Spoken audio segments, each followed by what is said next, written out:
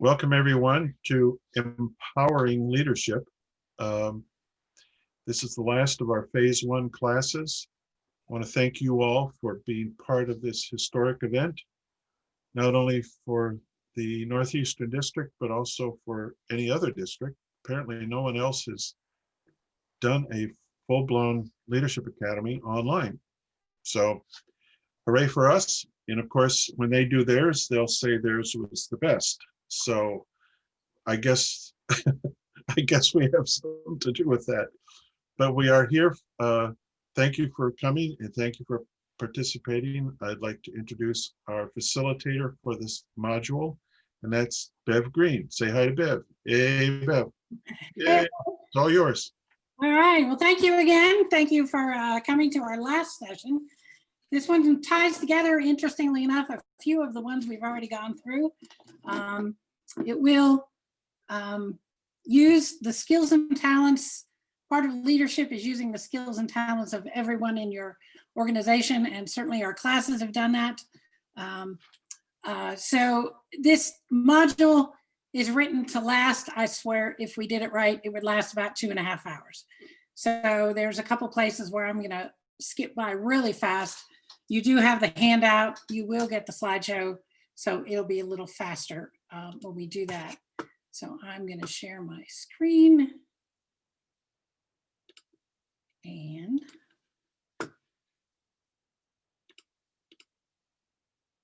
it's not sharing. There it is.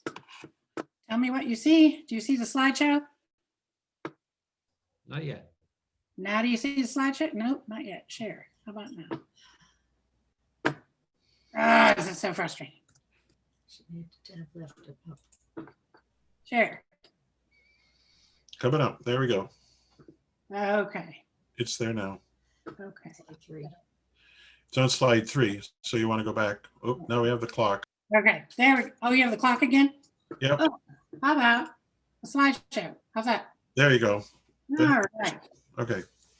So tonight we're going to review the challenges of leadership.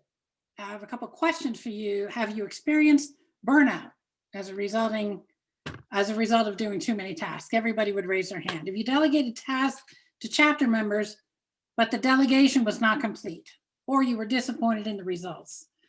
Have you been frustrated by volunteers who don't commit? Are you in a situation where a succession plan is in place for your position? We didn't go over succession planning, but that's a big bug of mine. Who will do this task if you do not, and how many would like to help? So many leaders have difficult time designating tasks that they do well. However, continuing to do these tasks prevents someone else from learning them, and the task list grows over time. The solution is to empower others. So one of my favorite sayings that has come out of giving this class is this: hope is still a lousy strategy. You gotta do more than hope about it. You gotta use your skills and talents and get it done right. Learning objectives tonight, recognizing the different participation levels.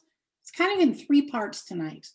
The different participation levels, we don't participate at the same level for a variety of reasons. Understanding the 3 levels of motivation that's inherent in each of us. Understanding AMP, which stands for autonomy, mastery, and purpose. Empowering and delegating well. And then practice a delegation and empowerment discussion. I seriously doubt we're going to have time for that, but we will talk about it before we do. So not all participants participate in the same way. Why not? Because they have low interest, they have minimal time, they have minimal skills, possibly they don't have any passion, or maybe they lack the resources and willingness. Maybe they're afraid that it just won't get done.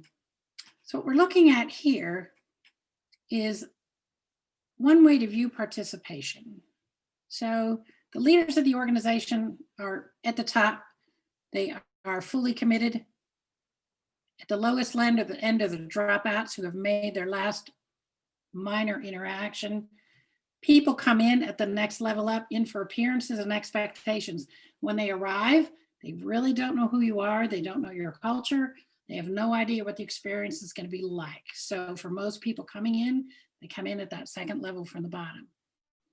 So this is a yes or no question. Answer it internally. Can you see at different times where you have been on this list? Sometimes you may be a committed worker. Sometimes you may be loyal but not active. And sometimes you may be the leader on top.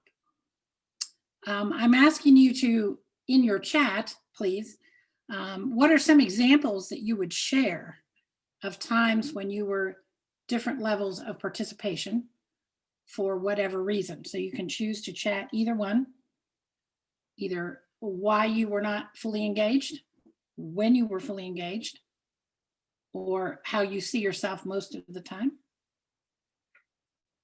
I know, depending on the task. There you go.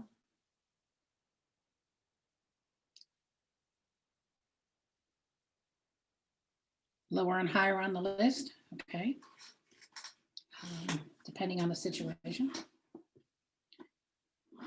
The next question for you, new on a committee versus being second or third year member, that's perfect. And the next question for you is, can you identify people in your chapter that match some of these descriptors? And I'm certain you can. From the very top to the very bottom, I'm sure you can figure out which members of your chapter slide in here. So this is a way to visualize, if you are a visual person, the new members come in for appearances and expectations. They have all the options to engage. They can choose to engage at any level. As we gain in responsibility, our options decrease. And then, just to make you laugh, when you get to the top, you're in up to your neck. I don't hear anybody laughing. I'm sorry. Okay. Understand that each one of us has a different level of participation, can help you decide what to delegate and to whom. When we look at our history from new member leader, we can probably identify how participation changed as we grew. You can grow commitment. You can grow people in your organization by understanding their commitment to the process. So the question would be, are you an empowering leader? And if you are, then you are asking for engagement. So what we're looking at is to find out, when you know what you're doing, how you get more people involved and what motivates us. So that list, by the way, is on your handout on page 3. So you do have that. And what motivates us? So if everybody goes to page 4, they're asking us to take time to read the content. Many social scientists have devoted their careers to understanding the secret of motivation. Why would we spend hours playing sports in poor weather and pay for the privilege but can't get off the couch to do small outside tasks? There are motivators. I'm going to give you guys about a minute to read this. So it's going to be quiet here for a minute.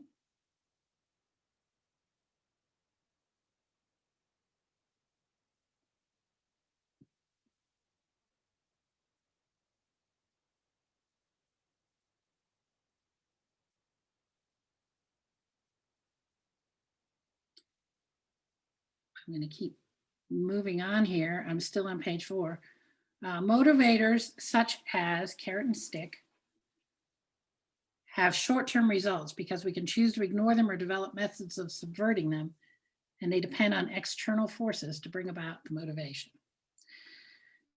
So what examples of, and I'm going to ask you to use chat here, what are the examples of rewards that have been used to motivate you? And this would be inside the, inside your course or chapter. So if everybody would chat some of the rewards you get that have been used for motivation. I will say a pin if you win, or come in second or third. I don't know how long those pins go down. Let's see. Barber Shopper of the Year. Okay. Inclusion. Okay. All right. What are examples of punishments?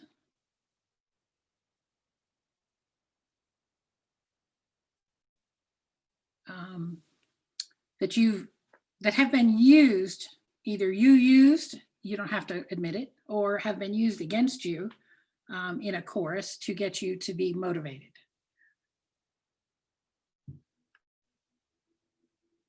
Ignoring ideas from others, okay. So what have you experienced as a punishment?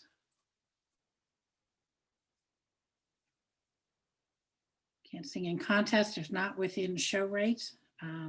You've been taken away from the task. Punishment should never be used, that's true. Some people have been asked to sit down away from the group. So what are some of the flaws of the carrot and stick motivation?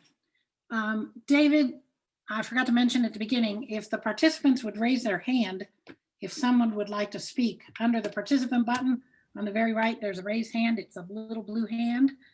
And David, I can't see you right now. Yep. Because I'll take care of it. I'll watch it. I'm watching it right now. Okay, so one of the things I want you to understand is that artistry disappears with fear. So if you were fearful, you're worried about more things than doing a good performance. So keep that in the back of your mind the entire time. If you have a tendency, we've all probably used the carrot and stick motivation, certainly with our children, hopefully not too much within our courses. You know, if you don't, this is what might happen kind of attitude. Anybody raising their hand? Nope. Okay, so the carrot and stick focuses on the short term. It doesn't promote asking why, it doesn't change the status quo. It only applies to routine tasks and relies on them. It relies on if-then outcomes. So to truly motivate and empower people in a complex world, we now require AMP. So we can amp up our performance. So AMP, carrot and stick, Maslow's hierarchy of needs. That was just a reminder of where we start and where we can get to, okay? So the intrinsic motivators are autonomy, mastery, and purpose. So therefore, when we look at this, we're going to do one at a time. So we're going to look at autonomy first, the internal desire to direct and control our own lives. Be self-directed, independent, have the freedom to make decisions, have fun and fellowship working towards a common goal. We're going to use chat in this piece, so get ready. When you are acting autonomously, what are some choices that you have? My answer to that is what, where, when, how, with whom I want to do something. How and how much I spend of my time, energy, and resources. I'm sure there's other things you can think of. So I'm going to ask you to chat in an ensemble like a chorus or your quartet or your chapter. What are some autonomous choices you make? Reply on chat. It's interesting. I don't know what you mean. You? So I'm waiting for people to come prepared or not. All right. To learn the music or not. Set an example. Good. Personal evaluation of the alternatives. That's interesting. Okay. So when we are autonomous, we really have the choice of who to be, how much to participate, how much to be involved, how good we want to be, controlling the behavior. Okay. So part 2 of AMP is the mastery part, the intrinsic desire to extend and expand our skills and abilities, the challenge of learning something new and interesting, making meaningful new contacts with people, be creative and conceptual, increase our knowledge. We want to get better at some things that matter. We recognize life is about engaging, using our experiences and skills to take on challenges. We know that mastering something will take an investment of our minds and resources. We will have to pay a price. And it's always worth it if we think it's worth it to us. So for chat, what are some of the things you have mastered? And in a course or chapter or quartet setting, what are some of the opportunities for mastery that you have?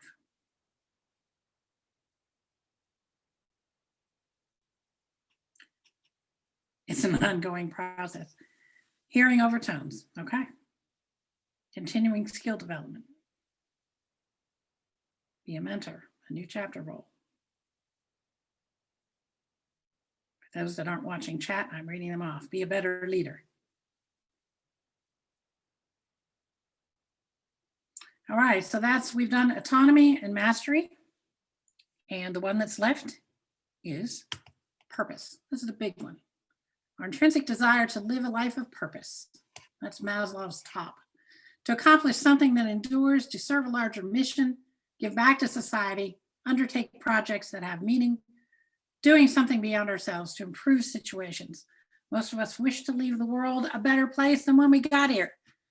We seek out the core purpose, the big picture, the bigger mission in areas that interest us or entertain us or bring us joy or make us happy, or however you want to say that. When asking about an organization's purpose, what are some of the answers you want to hear? And I would reflect here and say, to do this, you have to know the culture of the organization. You have to know what they stand for and what their goals are, what their missions are. And I will ask you for chat, when you sing in an ensemble, what purposes do you want to accomplish? So what purposes do you want for your chapter or chorus or quartet? Or just around singing? Ordinary people doing extraordinary. Improve the ensemble.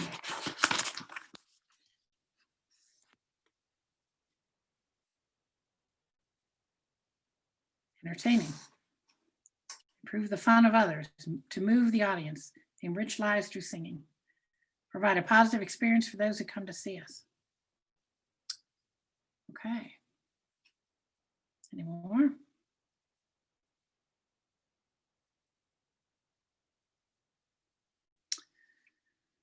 Okay, we're going to look at the personal benefits of AMP.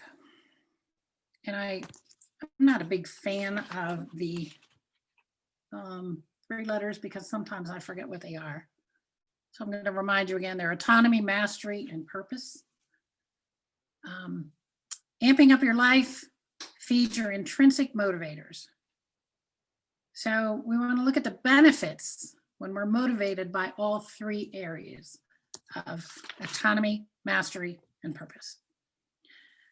So when we look at this, creates activation energy for living with satisfaction, burnishes reputations, sharpens our skills, enhances earning power, enhances leadership ability, is the power behind the collective change, connects us to a bigger world. It opens up opportunities for new experiences. All of things happen because we are concerned about our autonomy, mastery, and purpose, and not just ours, but that of the whole organization. So when we look at this, let's do some practical examples. Where does our contest system operate within what we've talked about already? The answer to that is it primarily uses carrot and stick, the if-then reward system. If you sing well, you get a higher score. If you perform well, you get a higher score. They're going to change the rules. They added 2 mics. They changed the categories, but always the better you do, the higher score you get. So that is your if-then reward system. Now, I'm going to ask you to think about this next thing. And when we finish this, we're going to go into a breakout room. So knowing where the contest system operates, I'm going to ask you where the society operates. I'm going to give you a minute to think about it. Well, maybe 20 seconds. Because our society operates so differently from our contest system. We allow chapters to be autonomous in their approach. We allow them to make choices about what they want to master and to find their own purpose in their communities. Your chapter or chorus is who you want it to be. You make that by deciding on your mission and vision with your members. Hopefully it's under the guise of Keep the Whole World Singing or Everyone in Harmony, which is our new purpose. I'm not sure it's the purpose. it's a cause greater than the individual. The society operates under this principle of autonomy, mastery, and purpose. And they do it so that each one of our autonomous organizations, districts, chapters can find out who they are and enrich their lives to their best ability. So if you would please, I want to go into break. We're going to go into 4 breakout rooms. What I want you to decide to talk about, and you'll come back and report, what benefits from AMP have you experienced? And I'm going to back up just to get this last piece here. Autonomy, mastery, and purpose, so you don't forget those. What benefits from AMP have you experienced? I'm going to stop sharing my screen for a little bit, and we're going to go to the breakout rooms. Do you want someone to take notes and report back from each group? Absolutely. Okay, Okay, here we go. here we go. Thank you.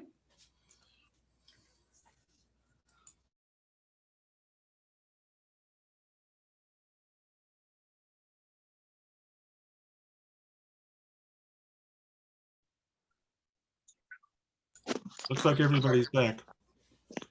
Okay, then we're going to start with group number 1 because it's easiest to remember, and ask you what benefits from AMP have you experienced within your course or chapter? If you have any comments about any carrot and stick would be good. And group number 1, we've got about 5 minutes to give 4 minutes to give a summary, if you would.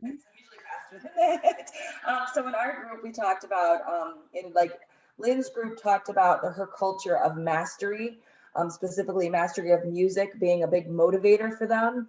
So the joy that they feel, that internal motivation they feel about mastering a skill, mastering a song was very motivating for them. Also within the leadership of their group, the autonomy that every person has a purpose was very motivating for her group, which was great.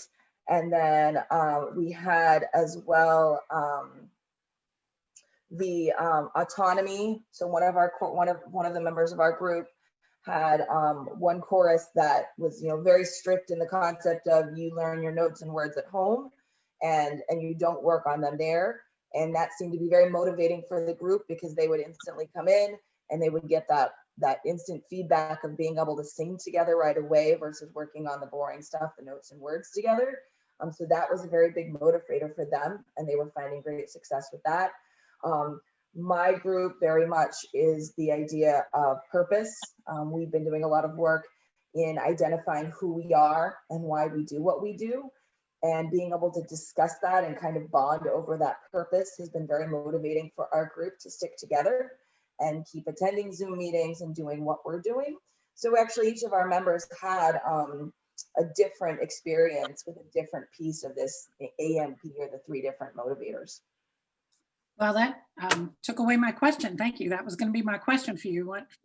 And it will be for every group. What did you get a sense that anyone had one of the 3 that were more important in their group? But it looks like from what you said, the groups are sorting out what they find most important. Yeah, so this group one did number, really well. Okay, group number 2. Okay, thanks. Our group looked at all 3 items and felt that autonomy was, well, all 3 elements of benefits would be buy-in. If the more you got buy-in for whatever tasks are ahead, the more people would benefit. So autonomy, for example, if you gave people choices instead of dictating, well, this is the song we're going to do for contest and put up or shut up sort of thing. Well, we would rather recommend a song and can everybody work on this song, and what do you feel about it? If they have input, then they have that autonomy to be part of the thing. That was one example.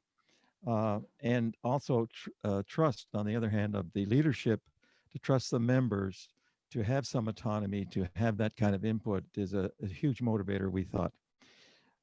Mastery was results, like the rewards of mastery and the benefits of mastery is getting those results. Singing well, for example, improving your skills. There's nothing like it when you suddenly realize that, hey, we were right in the zone on that song. and it was performed well.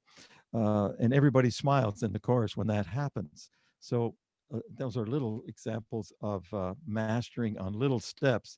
And as you work towards the thing, of course, if you win a contest with the, as you say, carrot and stick or reward, you feel very, very good. And purpose, certainly, the group felt that, again, this buy-in idea, you have to kind of define your purpose. Are you going to be a competing chorus, for example, or are you going to be a recreational chorus? If half the chorus is one way, half is the other way, you have mixed purposes. So the more you have purpose for the single goal, the more benefits you get and the more buy-in and more motivation. I think that's about what we managed to cover. Okay, I have a question for you and your group. Yes. You'll need to answer this. You get the feeling that there's respect among your chorus for the people's choice as to how busy or motivated they want to be in their own way with the chapter, or are you struggling with that? Respect of the members towards what we're doing, let's say. No, the respect of the chorus towards a member for his involvement level, I guess is a better way to say it. Okay. Yeah, I gotcha. Well, it varies, of course, across the board. There's some people that give 110%, and then there's some people that sit back and want to be spoon-fed. So I suppose, I'm just trying to think of an example, but there'd be less respect for people who don't do their homework, and they come and they drag the chorus down because we're not accomplishing our goals, if that answers your question. Okay, can you find a way then within your chapter to make sure that everybody understands the expectations, but still accept them for sometimes what it is they can give, because some people have time crunches that are unbelievable to most of us. Absolutely, and the level, the skill level or the challenge of the piece should be suited to the chorus, because if it's too hard, we'll lose a lot of people and put them in that category. So you want to find a happy medium, I would say. That's what I would answer there. Thank you. Group number 3. That would be me. Hi. So we talked about how we are volunteer organizations and people actually pay dues to become a member. And so it's important that people feel some measure of autonomy in order to be inspired to even bother to come. We talked about mastery tends to be sort of at the chapter level in terms of building skills and providing education, and that every chapter is different in terms of how much mastery of the barbershop craft they really are looking for. One person observed that they thought the purpose really comes from the BHS or from the larger organization that sort of dictates purposes down to the chapter level. We talked about the autonomy of a chapter versus the autonomy of an individual within the chapter, and what does that really mean? We talked about that if the group is high performance, that somehow removes some of the individual autonomy because everybody has to achieve at the level that the group commands. And that there's some sort of trade-off between the individual autonomy and the goals of the chapter. And lastly, we talked about how the organization goals need to be shared by all of the individuals in order to be motivating. So if it's, say, a high performance chapter and there's high expectations, then individuals need to be in agreement with and motivated by those goals. Otherwise, they're not going to really be motivated by the things that the chapter is doing. You get a sense, and I'll ask you this personally, or you can speak for the group, that everybody has a voice in how much they can not just agree with the way the chapter has set out their goals, but possibly affect change if they think the goals need to be shifted a bit? The group didn't talk about that. I personally think that's important. That the chapter goals, purposes, motivation, drive have to be shared by the individuals. So you can't have a leadership that declares we are this kind of chapter without checking in with the members and seeing if the members actually want to be this kind of chapter. You know, we talked a little bit about whether a chapter is a singing organization that is also a social organization versus one that is primarily a social organization that is also a singing organization. And you know, that sort of identification has to be shared by the members. Otherwise, it just isn't going to work. Thank you. That was a great answer. Now, group number 4. So yeah, group number 4. So we kind of honed. We mostly spent our time talking about like the autonomy part, and especially like the autonomy of the chapters and how you know, like that gave each chapter like a uniqueness that was just, at least I think, is very cool. Kind of around, you know, around the society, every chapter has a little different flavor. And then also we talked about how like then individual chapters then can each work on their own different path to improvement. And so another thing that autonomy was kind of giving to each of the chapters. Then kind of following up on that, someone brought up the point about how that autonomy is also like gives the chapters a chance to like change and learn over time. And then to kind of go meta about it, it was like the society was like then facilitating that change through like classes like this, like teaching chapters how to get better. And so like how this class is kind of a whole part of that, like autonomy and how the fostering of the autonomy of the chapters. So those were and then we just met each other, but that was what our group kind of talked about. Okay, let me ask you a question, because everybody's got one. In this time of COVID and this challenge of autonomy and making your own decisions about how prepared you come to rehearsal or if you just show up to chat, what do you think has been the toughest part of dealing with what we're going through and keeping our chapters together, looking at, you know, autonomy, I think is at the top right now, but, you know, how are you dealing with mastery and purpose during the time of COVID?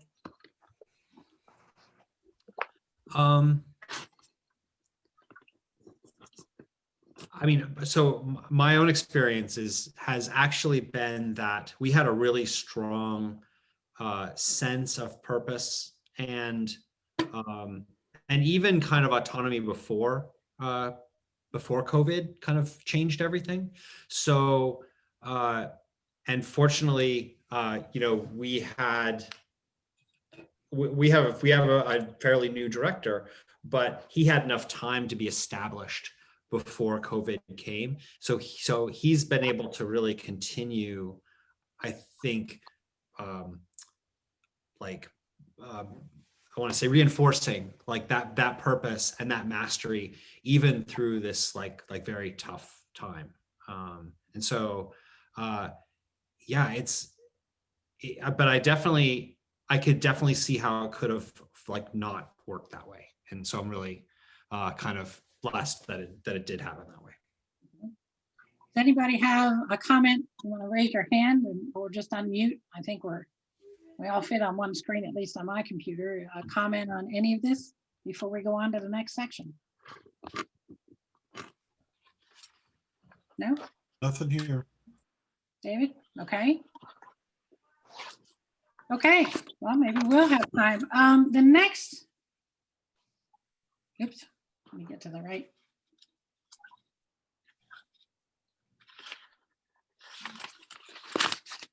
Let me get this, so I'm share my screen again is what I need to do here. And I can't find the button. That's interesting. All my controls are gone. There they are. Okay. This one. to work. Are you seeing my slideshow again? Yes, we can see it now. It's not full screen though. Yeah. There you go. There you go. Okay, so the next part of AMPThen, I want to talk about how to get this done. Okay, so to get anything done within your chapter, and we're talking about specific activities here, how you use autonomy and mastery, how you use your purpose to get people motivated. I'm going to skip ahead just a little bit to remind you on the right there, you remember that member audit we talked about a couple weeks ago? This is going to come in handy if you're trying to decide who to choose to get something done and how much experience they have or what they might need. So the six steps of delegation. The art of delegation is how to get people motivated, what tasks need to get done. And typically there are 3 intertwined areas of activities in the chapter, and that's membership, performance, and community outreach. There's so many tasks to complete. Delegation is a key skill to empowering and motivating members. We can think of anything from selling tickets to chapter shows to showing up with your guest books ready with the right music in it. If you're doing outdoor rehearsals, you know, microphones and masks and time and place and how to line up. If you need someone directing traffic, if you need somebody to be a show chair, a meeting chair, to pull a meeting together. So all of those items are, and we have VPs of a lot of those areas to take care of, but there's so many things we do in the chapter that need to be done that are so much smaller than, hey, I'm going to be the VP of music. There's a lot of things to pull together. So there's paragraph 2 on page 7 of your handout. I know all of you probably don't have the handout up, but are you frustrated when key items are not completed? Do you feel powerless to confront the person when things are not completed? What is the collective impact on your chapter when key tasks are not done? Is it a matter of expertise or motivation? Is the priority understood? How does the chapter use their limited resources, time, people, and money to complete chapter goals? I'm assuming we all have goals. The goals during this time of COVID sometimes are a little challenging. It's really good to remind the chapter leaders that there were some goals, and if you had to set them aside, if you did so very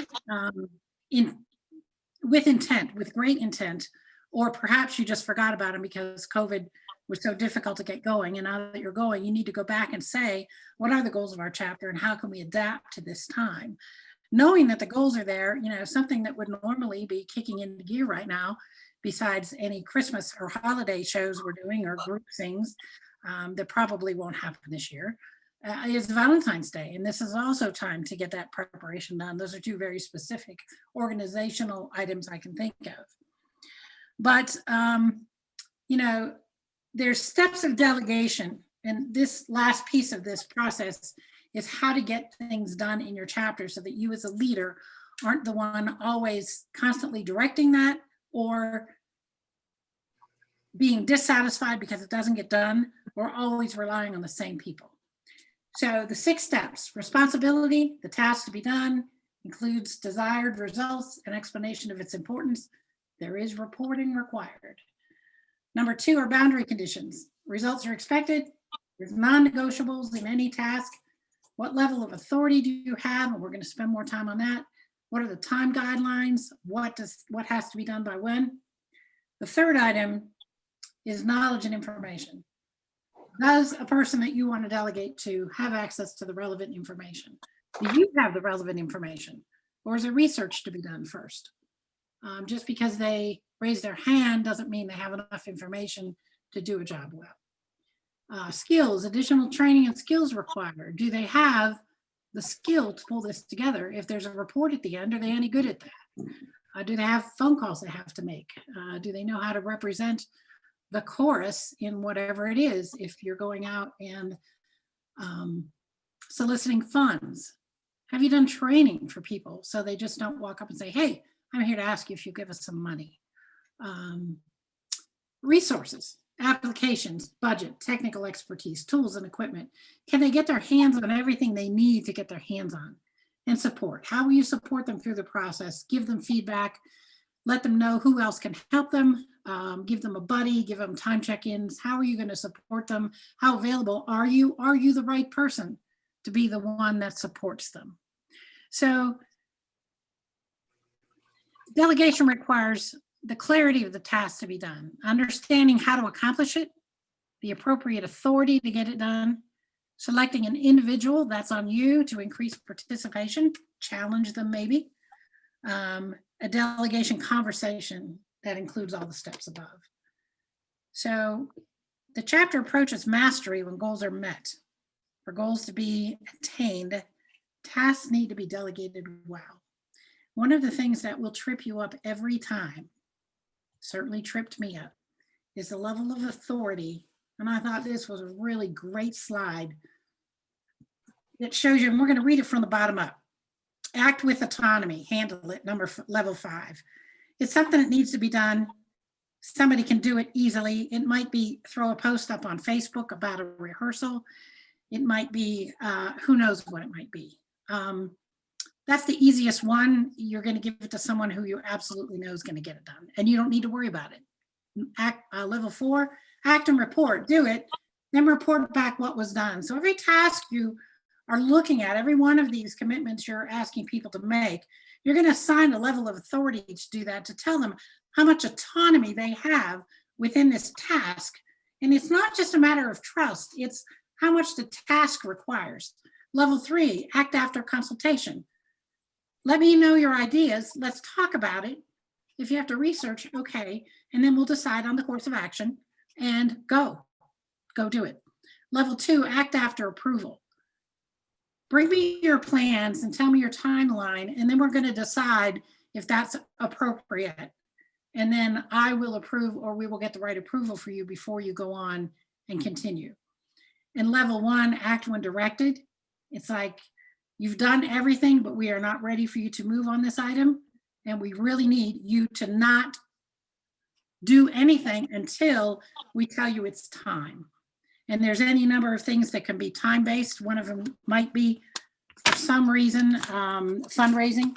For some reason, ticket sales, like you don't have any tickets yet. But pulling things together. But it's really important that whoever you're working with understand your expectations of them and how much autonomy they have and how much mastery they have of the skills they need so they can get it done.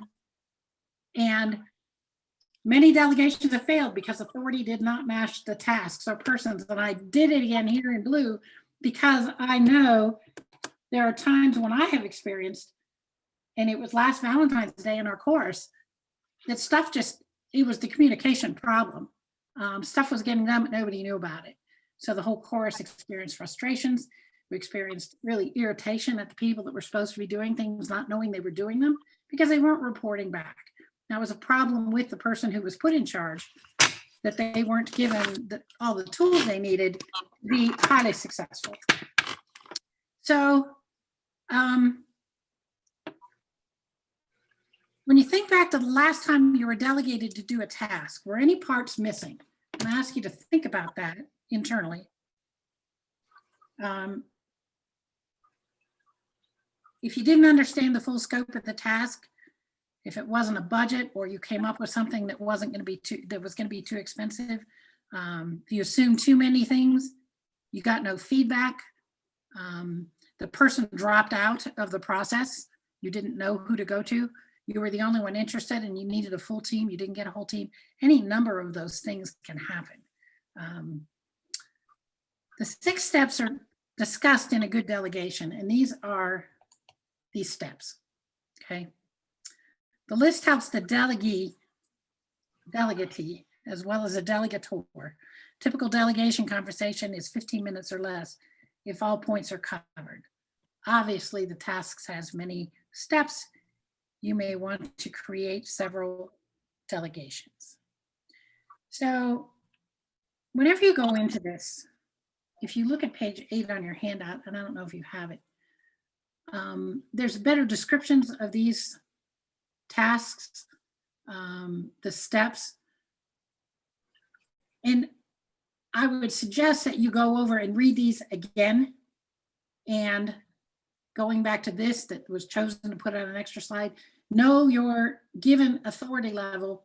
Make sure you give the proper authority level to the person you're asking to do a task, because otherwise it doesn't matter what the task is. If they don't know where their permission levels are, then they may not succeed to how you expect them to, because they may be waiting for approval when in essence, all you want them to do is get it done and report back. So I think everybody can understand that, but if anything's left out, this is usually it. When we need to know how you're doing and check in with me at a certain time, okay? So a little quote here, art comes when you talk to people, not email. So I would suggest that along with this, you make sure you discuss in person. Now, this next to the last slide, in your handouts, there are empowerment matrix forms that show you how to do this, or give you suggestions at least. The role or responsibility to be delegated and to whom. And this would be for the leader to decide whose name goes in there. Write a description of the role. And then write the boundary conditions. What are the results expected? What's non-negotiable? It might be budget.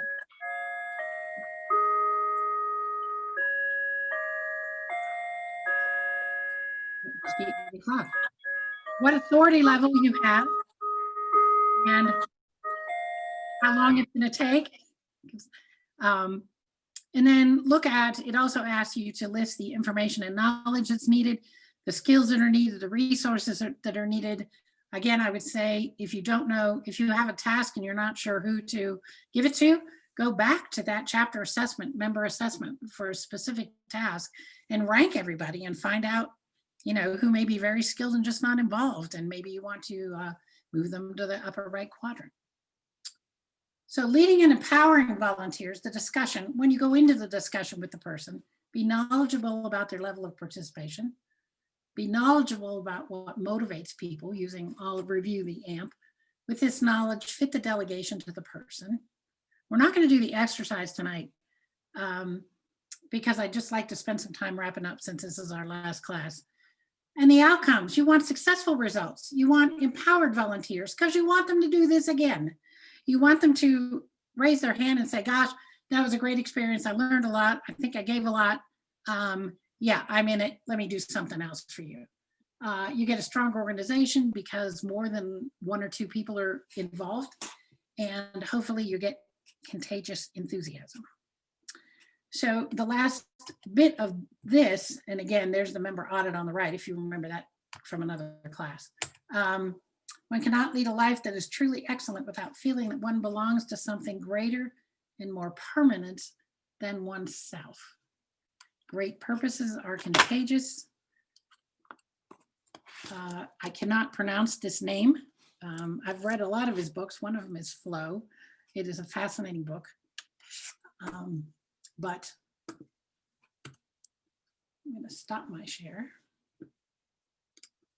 Except I can't find it. There it is. Okay, so that I'm going to wrap up the course with that, in that we have gone through this three-part empowering leadership.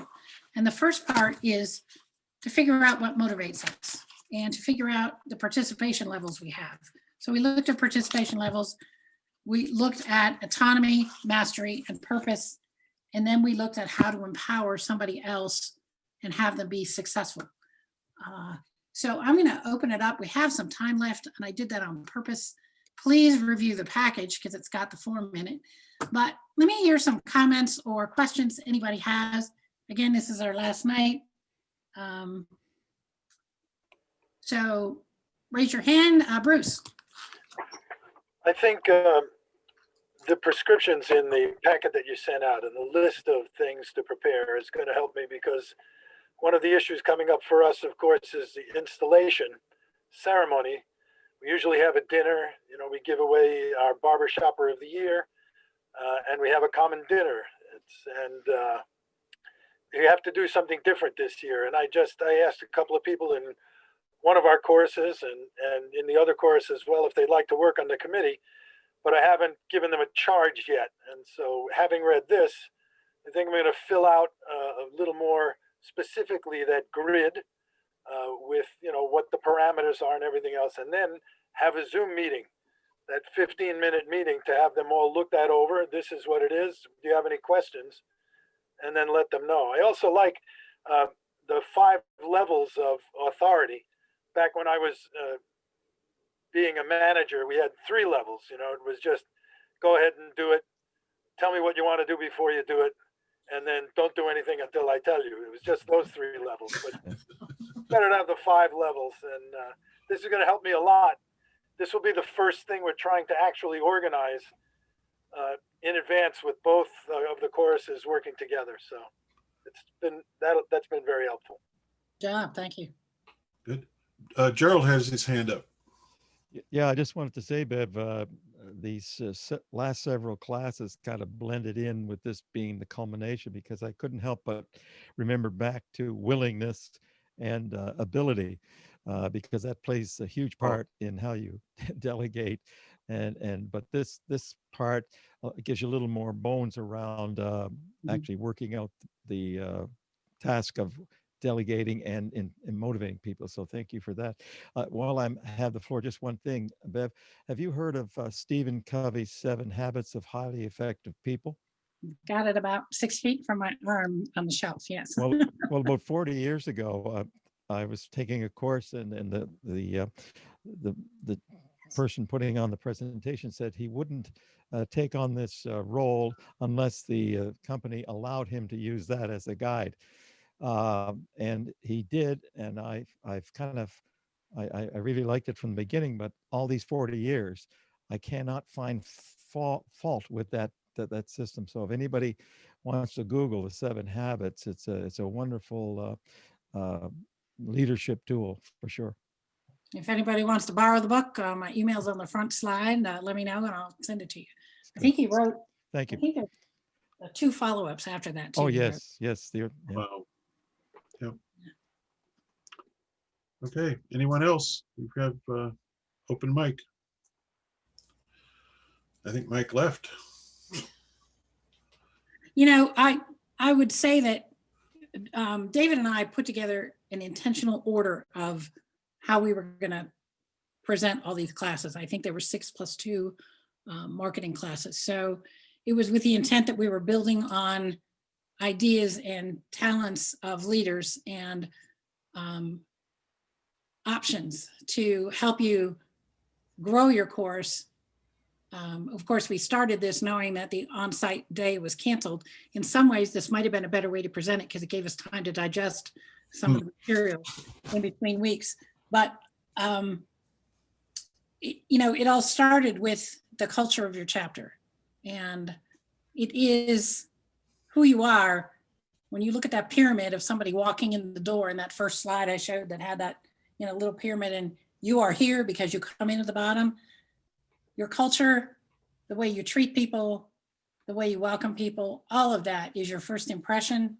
Your purpose may not become known for quite a while, but who you are, and when that person walks in the door, their choice to climb the ladder or climb up the pyramid is very much based on how they're treated and what options they have and how tightly controlled a course is, or how open they are to having new people in, and also that they're not treated like fresh meat when they walk in the door.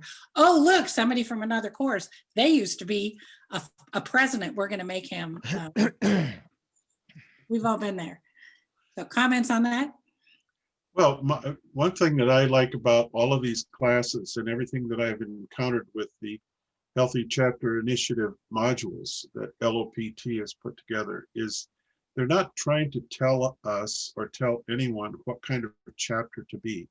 That a healthy chapter can be however you make it. It depends on a lot of things, but there are some chapters that don't compete that are still considered very healthy, and there are those that compete, and there's disarray, and there's those that compete, and that seems to be the driving force, not competition per se, but the achievement of a very high level of skill. So it's not up to us, it's not up to the society, it's not up to anyone to decide who you are going to be as a chapter. And the health of the chapter is not limited to a few criteria. So it helps to understand how things happen at every level, or I shouldn't say at every level, regardless of what chapter you decide to be, that you need to understand what's going on. A funny story, years and years ago, Fred King, who was an icon in barbershop, and his son, Kevin, were competed continuously in the Southern Division of the Mid-Atlantic District. And Kevin kept saying to his father, "How come you keep beating us? Why? I have a much better group than you have. Everybody in my group is a better singer." And he's going on, and Fred turns to him and he says, "You got to know your guys." And that tells the story, that it isn't that Kevin's chapter is better, it's just a different set of situations. But that's a very telling story. You got to know your guys. You have to know the people in your chapter. I like that quote. Thank you. And thanks, everybody. If you have questions or comments, be happy to get them. You have Dave's email, you have mine on the slideshow will go out. You'll notice any of the slides I edited, there's a little note in the top left that I edited them because the person who wrote these classes wanted the slides to be kept the way they are. Chris and Jill, do you have something to say too? Yes. Okay, Jill's hand was up first. Chris, we'll get to you in a second. Go ahead. Are you going to be continuing on and having more of these types of classes? No, this is the end of phase one. Our phase two of our Leadership Academy is for the operations, more for the operations side of chapter.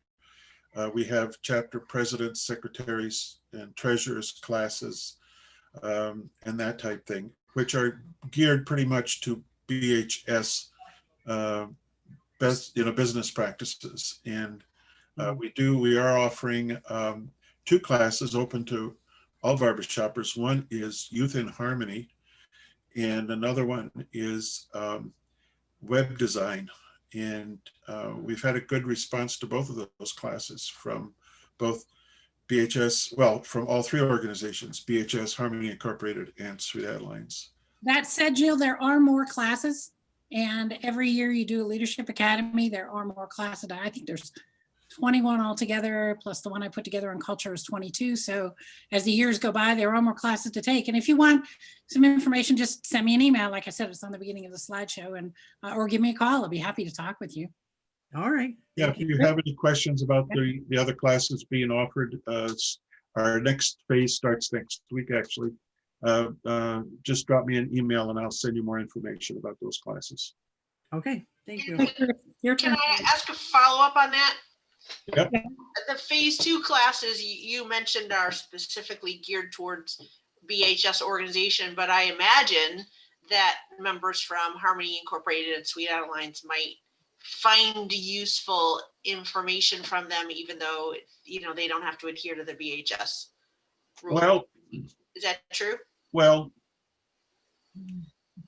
yes and no. The idea of this whole Leadership Academy was initially we wanted to focus on our own district, and when it comes to operating our chapters at different levels, we decided to make those classes open only to NED chapters. Okay. And because the things that are spoken about are very specific to BHS business practices.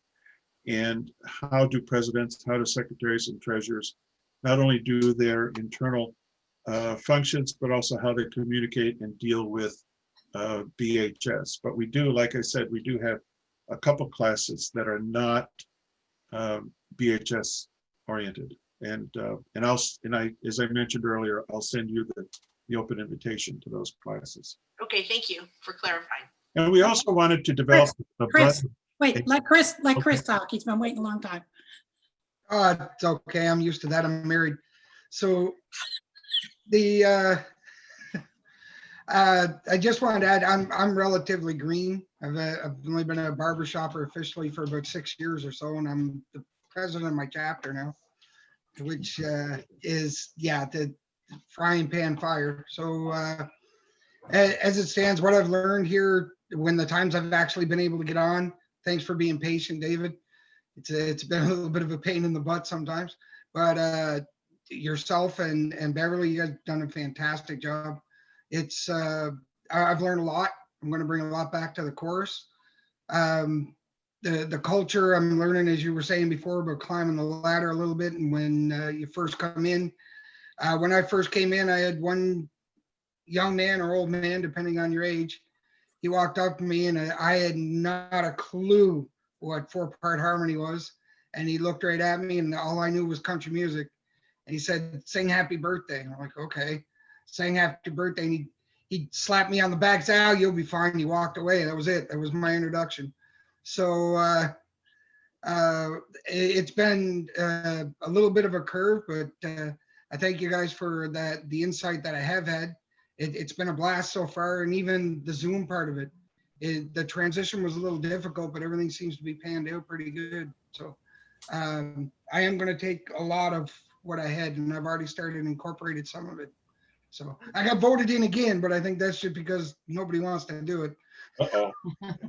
So, but it's thank you very much. It was good. You're Paul welcome. Thank you. has his hand up. Go ahead. Who did? Hi. First of all, I just want to thank everybody involved in putting this together. It's been great, very, very informative. And one comment: I know this was done online because of COVID and so on, but me being in the Sunrise Division in Nova Scotia, this meant it was accessible, which in the past it has not been reasonably accessible. Because of the distance and so on. So being able to walk across the hall and on a Sunday evening and be able to take part has been very beneficial. So here's one positive thing that's come out of the pandemic, I guess. But I would hope in the future that even if you go back to doing them in person, if there was some version of this for those that can't be there in person, it would be very valuable. Well, actually, we are considering something we're going to be talking about in the future, the NED board, and that is, should we consider having future leadership academies online, because the turnout has been so good, and that's going to be a very interesting conversation. But I'm going to be in favor of doing that. And the thing about walking across the hall and sitting down and attending a class, you don't even have to wear pants. So as long as you don't get up to go to the bathroom. Yeah, I was going to say, don't ask me to stand up. But anyway, thank you. Yeah. Anyone else? Hey, there's Don. Hey, Don. Oh, Don's back. Good. Okay. Thank you very much, ladies and gentlemen. It's been a blast. Thank you for your patience and for your participation. These breakout sessions are great because we expect people to contribute, and for the most part, they do. And I'm very impressed with that. Every session that we have in the breakout rooms, the comments in the survey that comes out is always the comments are always positive about the breakout rooms. And so I will be sending out a survey to you and participants this evening, and it'll be going out in about an hour. So please respond to that and have your results in by Wednesday evening. So thank you again, Bev. Thank you, and thanks for the invitation to do this. Yeah.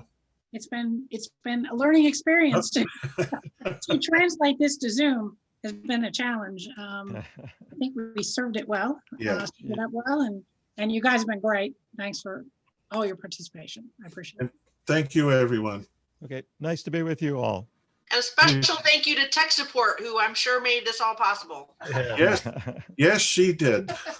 That's my wife, Yes, Diane. Diane. Yeah, she's in Bermuda right now, but wait a minute. I'm gonna be in Bermuda too. So hi there. I'm in Bermuda now too. So, anyway, talk to you later. Thank you very much. Bye-bye. David, there's one thing that your series has proved, especially with the breakouts that other people said, is that when you actually ask somebody a question and you actually listen to what they're going to say and you engage them, and don't say, well, that's not right. Tell me more. I don't understand where you're coming from. Tell me about your experience. Everybody has an opinion that's worth listening to. So that was a loud and clear kind of learning for me. Thank you, Don. Okay, great. Bye-bye. All right. Thank you very much, everyone. Good night. Have a great holiday, whatever Bye-bye. it is you're celebrating. Good night.